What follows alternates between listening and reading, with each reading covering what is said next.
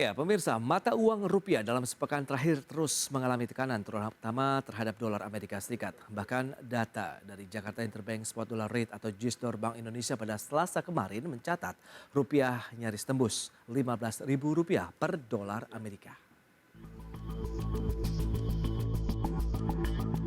Pergerakan nilai tukar rupiah terhadap dolar Amerika Serikat dalam sepekan terakhir terus menunjukkan tren pelemahan.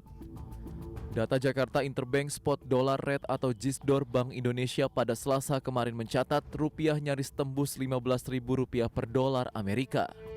Meski demikian, Bank Indonesia memastikan tekanan terhadap nilai tukar rupiah masih dipengaruhi berbagai faktor eksternal. Gubernur Bank Indonesia Peri Warjio menjelaskan, pelemahan rupiah tidak bisa dihindari akibat dampak gejolak global dan respon bank sentral negara besar. Namun BI akan siap mendorong stabilitas nilai tukar sesuai dengan fundamentalnya demi menjaga rupiah. Hal tersebut dilakukan dengan tetap memperhatikan bekerjanya mekanisme pasar dan nilai fundamentalnya. Dalam skema stabilitas nilai tukar, BI juga dipastikan tak segan untuk melakukan intervensi nilai tukar untuk menjaga volatilitas pelemahan rupiah. Namun dengan fundamental ekonomi yang baik, pelemahan rupiah diperkirakan hanya bersifat temporer. Seperti tadi kami sampaikan, tahun ini karena account defisit sekitar minus 1 sampai 1,9%, relatif bagus, arus modal asing PMA baik dan cadangan devisa kita juga cukup baik. Grafik kanan bawah menunjukkan juga kalau kita bandingkan perbedaan yield SBN dengan negara-negara lain juga relatif cukup menarik. Dan karenanya secara fundamental masih cukup baik. Tentu saja dari waktu ke waktu karena ketidakpastian pasar keuangan global yang meningkat tentu saja ada beberapa tekanan. Komitmen kami untuk menjaga stabilitas nilai tukar sesuai mekanisme pasar. BI juga mendorong bauran kebijakan dengan mempercepat normalisasi kebijakan likuiditas dengan meningkatkan efektivitas pelaksanaan kenaikan giro wajib minimum. Kemudian melanjutkan kebijakan transparansi suku bunga dasar kredit serta masa berlaku kebijakan tarif sistem clearing nasional guna meningkatkan efisiensi biaya dan aktivitas ekonomi masyarakat. Dari Jakarta, Raharjo Patmo, IDX Channel. Baik, pemirsa, untuk membahas tema kita hari ini, nilai tukar rupiah semakin melemah. Sudah tersambung melalui Zoom bersama dengan Bapak Branko Windu, Senior Executive Vice President dari PT Bank Sentral Asia TBK. Selamat pagi, Pak Branko. Selamat pagi, Mas Pras. Ya. Selamat pagi, pemirsa semua. Baik, salam sehat Bapak. Boleh kameranya di-on-kan ini, Pak? Tes. Baik, terima kasih. Oke. Ya, Pak Branko, mungkin bisa diupdate terlebih dahulu nih, bagaimana dengan pasar falas di tanah air, terutama nilai tukar rupiah terhadap sejumlah mata uang utama dunia lainnya. Oke, terima kasih. Jadi gini, Mas Pras, Ya. pelemahan yang terjadi sekarang ini terutama disebabkan karena faktor dolarnya yang kuat. Nah, faktor dolar kuat itu faktornya bisa kita bahas ya nanti ya. Oke. Tetapi rupiah sendiri juga ada di posisi yang bagus ya. Jadi kita ada di surplus neraca perdagangan, surplus current account ya. Kita beruntung karena beberapa komoditas utama dunia yang harganya naik ini kita punya gitu. Jadi kita punya ekspor pas lagi harganya naik, nah sehingga menimbulkan surplus buat kita ya.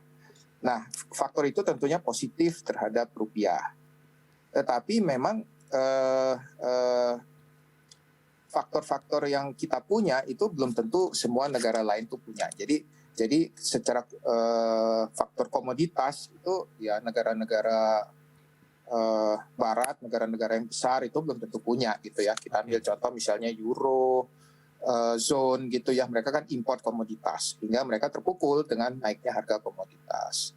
Begitu juga tentunya makanya mata uangnya juga terpukul ya terhadap rupiah menguat. Terhadap pound sterling juga gitu, rupiah menguat. Terhadap yen, rupiah sempat menguat. Nah, tapi belakangan karena yen itu juga dianggap sebagai safe haven, nah dia balik menguat ya terhadap rupiah nih. Terus kalau terhadap rupiah ya di kawasan ya semua melemah terhadap rupiah gitu. Terutama karena rupiah ini di back sama faktor komoditi yang baik ya, yang membuat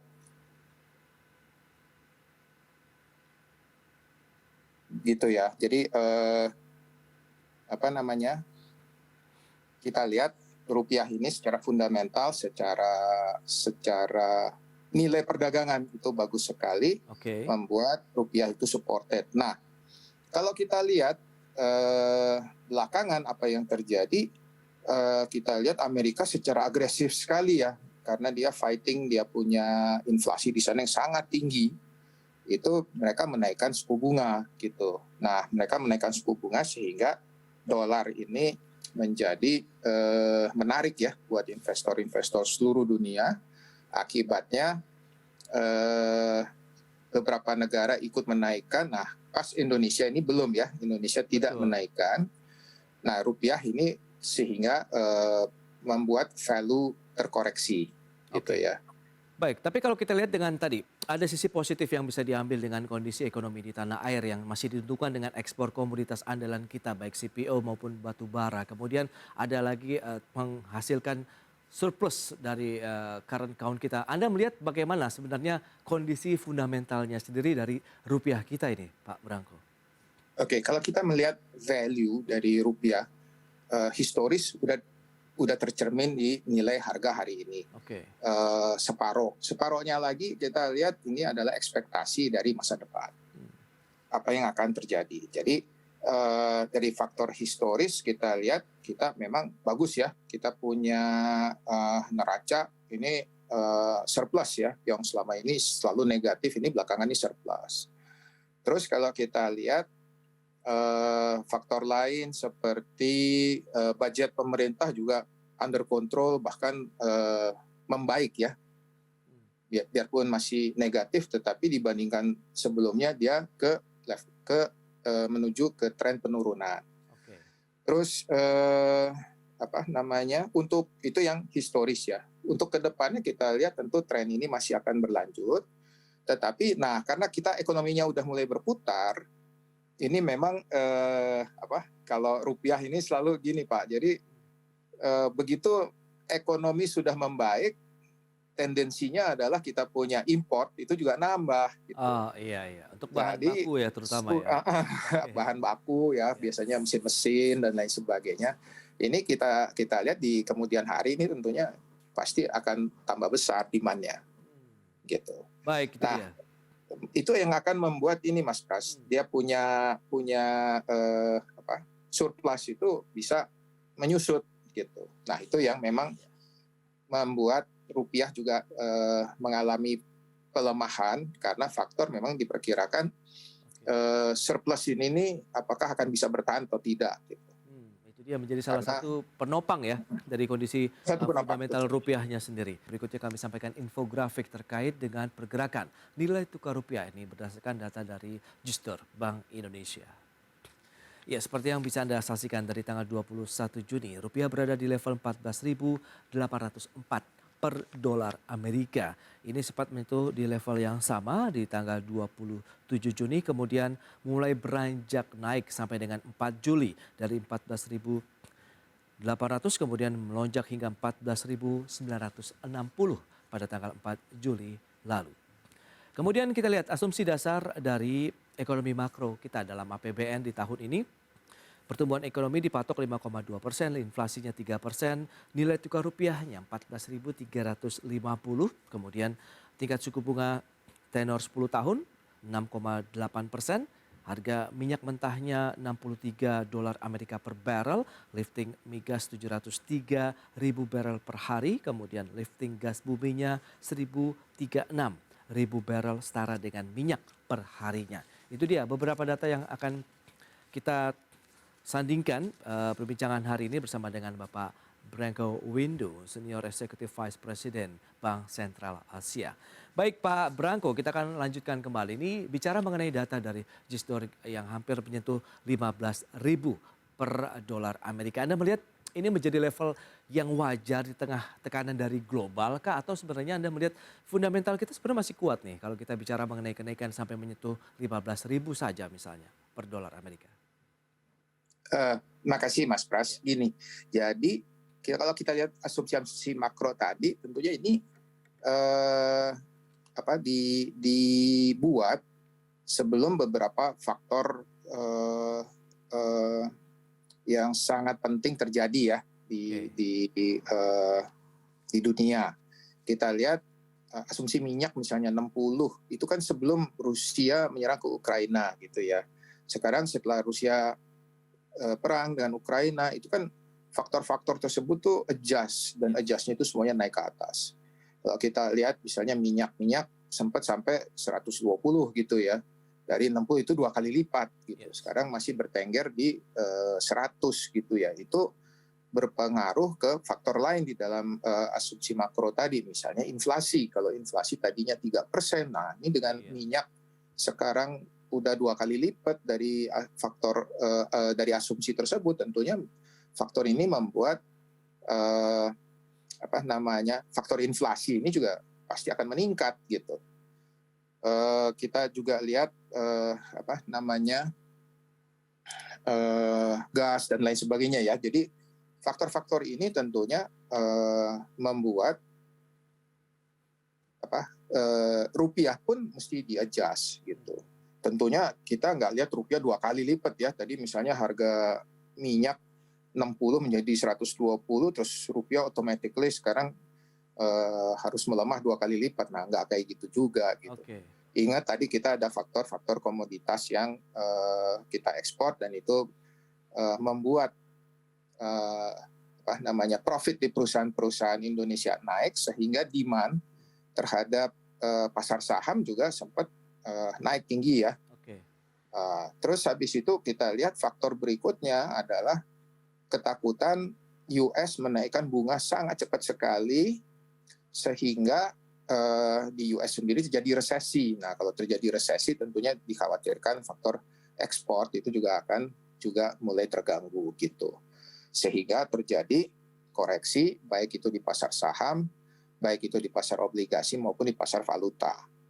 Baik. Nah, kalau kita lihat pelemahan berapa? Rupiah sekitar 4-5% lah ya pelemahannya. Kalau dibandingkan dengan yennya itu belasan persen pelemahannya. Dibandingkan dengan euro juga demikian, jauh. Mereka 2 kali lipatnya Indonesia gitu, pelemahannya. Rupiah karena faktor ada komoditas unggulan ekspor, nah ini masih terjaga gitu. Pelemahannya itu enggak liar gitu ya, tetapi gradual dan masih dalam batas kewajaran. Ya Pak Branko, kalau kita cermati dengan pelemahan rupiah yang tadi nyaris menyentuh 15.000 rupiah, ini yang perlu dicermati adalah sektor-sektor mana dari aktivitas perekonomian di tanah air? Baik Mas Pras, tentunya kalau untuk eksportir ya mereka senang-senang aja ya kalau rupiah malah melemah ya, karena mereka income-nya dolar dan waktu di-convert tentunya mereka mendapat rupiah lebih banyak. Kebalikannya untuk importir, nah ini memang menjadi salah satu faktor yang harus diantisipasi. Antisipasinya gimana? Seperti yang sebelumnya selalu kita menganjurkan atau kita merekomendasikan untuk yang melakukan import itu selalu meng-hedge ya, melakukan hedging, lindung nilai dari exposure yang mereka punya. Dan sekarang berita baiknya tentunya adalah biaya hedging itu sangat rendah ya, dari sekitar 1 sampai ya paling pol 1,2% lah ya untuk premi kalau melakukan hedging. Jadi seperti sebelumnya tentunya ini hedging bisa melalui instrumen forward ya, di mana harus dilakukan full movement of fund. Yang satu lagi adalah DNDF ya. DNDF itu adalah domestic non deliverable. Nah, dua instrumen ini selalu tersedia di pasar ya, dan tentunya kita menganjurkan selalu exposure itu di hedge. Karena lagi murah ya bisa take advantage ya dari sisi harganya. Tentunya ini terus adalah merupakan rekomendasi dari kita untuk memastikan bahwa kita punya nasabah ini selalu terlindung ya dari gejolak seperti yang terjadi sekarang. Baik, tapi kalau kita bicara mengenai hedging, ini apakah menjadi suatu hal yang biasa dilakukan juga ini oleh pelaku usaha mencermati pergerakan dari nilai tukar rupiah yang mungkin dalam beberapa bulan terakhir sebenarnya sudah bisa dilihat trennya yang fluktuatif begitu ya Pak Branko? Betul Mas Pras. Jadi nah di Indonesia ini juga tipe pengusaha ini bisa macam-macam ya. Oke. Dalam arti misalnya ada pengusaha dari global atau asing gitu ya, mereka biasanya 100% hedgingnya. Terus ada yang dari kawasan, nah ini juga kadang-kadang 100, kadang-kadang 50% gitu ya. Nah yang dari lokal ini hedgingnya itu sangat rendah ya, tingkat hedgingnya itu bisa dibilang belum menyamai tadi dari global atau dari kawasan gitu ya. Banyak yang net open position, jadi masih terbuka gitu. Mereka Oke. tidak melakukan lindung nilai gitu. Nah, buat mereka ini kita anjurkan, ayo lindung nilai, jangan pas lagi harga naik malah diborong gitu. Iya betul. karena Ya. karena ketakutan semua keperluan sampai akhir tahun diborong dalam 1 hari, ya harga naik gitu ya kalau kayak gitu. Baik, tapi kalau kita lihat dengan kondisi yang ada begitu di mana Bank Indonesia menyatakan bahwa memang lebih kepada faktor eksternal nih yang mempengaruhi pergerakan nilai tukar rupiah dan bersifat temporer. Kalau Pak Branko sendiri menilai bagaimana? Ya betul, memang kalau kita lihat ini memang temporer gitu. Memang Oke. pengaruh terbesar terjadi dari Amerika. Nah, begitu Amerika menaikkan suku bunga, kan semua negara under pressure gitu Oke. untuk maintain interest rate differential. Jadi kalau misalnya interest rate differentialnya tadinya 1, ya kan sekarang Amerika naikin 1, misalnya kan interest rate differentialnya jadi 2 nih. Ya kan, nah itu harus di-maintain, misalnya harus tetap 1, ya berarti negara-negara yang mau memaintain dia menaikkan gitu. Oke. Nah di Indonesia itu tidak terjadi. Kalau kita cermati memang dari Bank Indonesia, Pak Peri sudah menyatakan bahwa nomor 1 adalah GWM yang akan diperketat, Betul. dinaikkan untuk mengetatkan ya. Jadi yang tadinya easy money policy mungkin sekarang sudah berubah menjadi tighter money policy tanpa menaikkan suku bunga. Jadi nomor 1 yield curve-nya mau dinormalisasi. Kalau itu udah mungkin baru suku bunga akan ditinjau ke perluannya gitu. Oke. Kita menyarankan tentunya bahwa hati-hati, jangan sampai ada persepsi dari global bahwa Indonesia ini behind the curve Oh, baik. gitu. Kita mesti perhatikan investor-investor terutama dari luar ya, yang tadinya mau masuk. Nah ini dia lihat, wah ini jangan-jangan normalisasinya belum aja terjadi gitu. Kalau udah terjadi, khawatirnya nanti tingkat suku bunganya naiknya terpaksa mesti ngejar, jadi mesti lebih cepat daripada kalau misalnya sekarang secara bertahap pelan-pelan dinaikkan. Oke. Nah Tapi itu ya, dengan kondisi yang sudah Anda sampaikan begitu, GWM memang masih menjadi salah satu andalan saat ini karena memang belum menaikkan suku bunga acuannya. Tapi bagaimana dengan kebijakan LCS sendiri ini, local currency settlement yang juga bekerja sama dengan sejumlah bank sentral negara lain. Apakah efektif juga nih menahan laju pelemahan rupiah ke depan? Ya, tentunya LCS itu adalah program yang bagus sekali dan kita sangat mendukung LCS. Oke. Saya rasa semua di Indonesia juga mendukung, bahkan di negara-negara lain juga semua pada mendukung. Produknya masih baru tapi Mas Pras ini, jadi kita perlu banyak sosialisasi untuk memastikan pengusaha-pengusaha ini mengerti bahwa ada keuntungan-keuntungan menggunakan LCS dibandingkan dengan cara konvensional ya. Oke. Untuk melakukan pengiriman atau settlement dari perdagangan barang maupun jasa. Jadi nggak semua pengusaha tahu bahwa mereka sekarang bisa buka LC dalam rupiah untuk impor dari Malaysia atau dari Thailand atau dari Jepang atau dari China gitu. Mereka bisa melakukan hal tersebut. Nah, mereka juga bisa melakukannya dalam mata uang tersebut. Jadi misalnya LC-nya dalam bentuk Malaysian Ringgit, Oke. dalam bentuk Thai Baht, atau dalam Japanese Yen atau China Yuan gitu. Nah, kalau mereka udah tahu, mereka sekarang bisa membandingkan apakah dengan cara konvensional itu lebih menguntungkan dibandingkan dengan menggunakan LCS. Oke. Saya yakin kalau dihitung-hitung ada saatnya LCS lebih menguntungkan. Nah, pada saat itu terjadi, kita menghimbau bahwa pengusaha ambil LCS gitu. Nomor satu, dia akan mengurangi pressure terhadap dolar rupiah. Nomor dua, mereka juga untung gitu. Oke. Jadi nggak ada salahnya mereka ngecek gitu ya untuk memastikan bahwa keputusan yang mereka ambil itu adalah keputusan yang paling tepat buat mereka.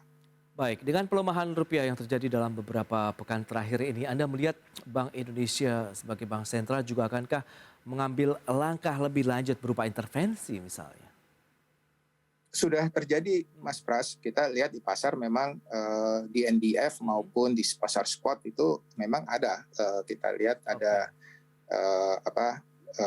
manajemen dari Bank Indonesia, manajemen mata uang gitu ya. Ya. Kita lihat ada in and out dari central bank kita, Bank Indonesia. Jadi itu memang sudah terjadi gitu. Oke, intervensi sudah diberlakukan. Anda melihat dengan kondisi yang ada juga apakah menjadi sinyal juga bahwa kemudian bank sentral akan menyesuaikan kembali untuk tingkat suku bunga acuan?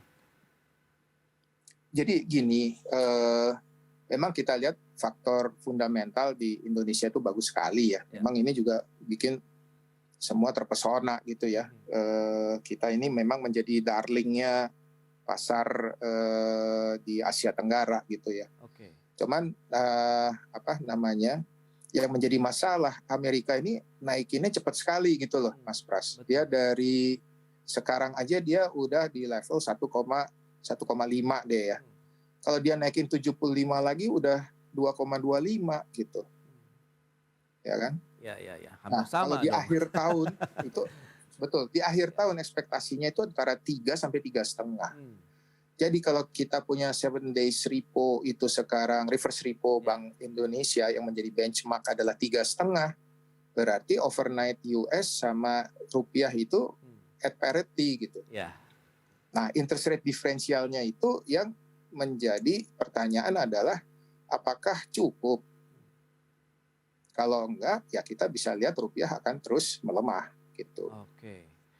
Nampaknya menjadi perlu kebijakan yang lebih cermat lagi ya kalau kita lihat Betul. Pak Branko Jadi begitu. mesti mencermati US dulu nih, dia terus-terusan nggak naikinnya cepat. Iya, Kalau dia terus-terusan naikinnya cepat, kita mungkin nggak ada pilihan gitu, terpaksa jadinya. Ya, tersisa 3 kali lagi rencana begitu kalau kita lihat Bank Sentral Amerika begitu akan menaikkan sampai dengan akhir tahun. Dan ini terbukti capital outflow juga perlahan-perlahan juga mulai terjadi begitu. Apa yang perlu kita cermati lagi ke depan begitu untuk menjaga nilai tukar rupiah kita juga kondisinya tetap ya paling tidak stabil begitu Pak Branko? Ya, jadi tadi ya tingkat suku bunga global kita mesti cermati ya. Kita juga nggak tahu nih Amerika secara retoris kalau kita lihat Dewan Gubernurnya ini selalu mendengung-dengungkan agresif menaikkan suku bunga gitu ya. Tapi kenyataannya kita kan masih harus lihat dulu. Jadi memang Central Bank BI pasti akan mencermati ini mereka lebih ke retoris atau memang nanti faktanya mereka akan menaikkan. Saya kira kalau memang mereka secara agresif menaikkan, kita mungkin susah ya, kita nggak punya pilihan gitu. Bank Indonesia juga meskipun nggak mau, tapi kalau akhirnya Amerika naiknya itu cepat sekali dan mendekati nilai rupiah, nah itu berat gitu ya kalau sampai nggak ada adjustment. Jadi mesti data dependent juga. Kita lihat memang BI sangat cautious ya. Memang kita ini lagi grow kok mesti direm gitu ya. Iya, itu dia. jadi iya. Dilema sekali gitu. Cuman masalahnya jangan sampai kita sama dolar ini parity atau diferensialnya ini jadi nggak ada. Yang berikutnya juga perlu dicermati adalah secara onshore ini kita punya dolar juga jangan sampai keluar ya, karena di luar terjadi adjustment kenaikan suku bunga dengan cepat untuk US dollar. depositonya naiknya cepat, sementara di lokal ini tertahan gitu, nggak naik. Nah, Baik. itu juga itu mesti dicermati, kalau nggak nanti capital outflow bisa nggak dalam bentuk exchange, tetapi hanya bentuk transfer dari dolar onshore ke dolar offshore gitu. Baik, nampaknya Itu juga masih mesti dicermati. panjang Ya. ini perjalanan dari pemangku kepentingan untuk menjaga nilai tukar rupiah. Karena tekanan dari global ini tidak bisa diprediksi karena perang Rusia-Ukraina juga tidak bisa ditebak akan berakhir dalam waktu dekat Akhirnya ini kapan, ya, begitu betul. ya. Itu. Pak Branko, Ya. berarti memang kita semoga saja berharap ini nilai tukar rupiah tidak akan semakin melemah lagi, didukung dengan kondisi ekonomi fundamental kita yang sebenarnya baik-baik saja begitu ya Pak Branko ya. Betul. Baik. Pas lagi bagus banget malah. Iya, Pak Branko, terima kasih banyak ini atas waktu dan sharing yang Anda berikan untuk pemirsa IDX Channel, karena ini akan menjadi insight baru dalam menyikapi pelemahan nilai tukar rupiah terhadap sejumlah mata uang utama dunia, terutama dolar Amerika Serikat. Selamat melanjutkan aktivitas Anda Terima kasih. kembali. Salam sehat, Pak Branko. Salam sehat, terima kasih Mas Pras, terima kasih pemirsa IDX. Baik. Thank you.